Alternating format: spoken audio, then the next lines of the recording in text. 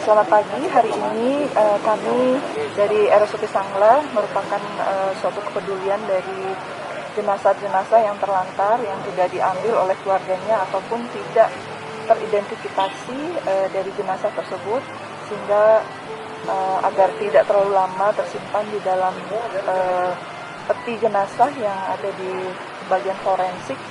Maka kami secara rutin setiap tahun bekerja sama dengan dinas sosial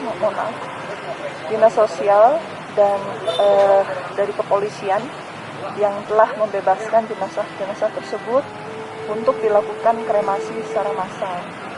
Di samping kremasi untuk jenazah-jenazah terlantar ini juga ada dari yayasan sosial yang juga melakukan penguburan jenazah-jenazah yang beragama Muslim.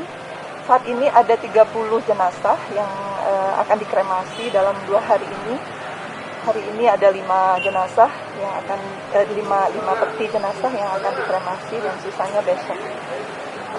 Ini jenazah-jenazah terlantar ini sudah disimpan di bagian forensik dari tahun 2017 sampai tahun 2020. Ya, jadi kami ada tim untuk penanganan jenazah terlantar, di mana tim tersebut akan bersurat terhadap polsek atau kepolisian dari mana jenazah tersebut dibawa sebelumnya untuk mendapatkan keterangan untuk pembebasan jenazah tersebut, sehingga tidak dilakukan investigasi lagi untuk terutama yang terkait dengan kasus-kasus tersebut.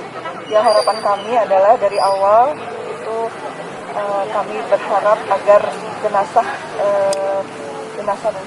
ini tidak tersimpan di forensik terlalu lama, sehingga kami berharap dari bagian kepolisian dan juga dari dinas sosial bisa melakukan atau membantu kami untuk dilakukan kremasi.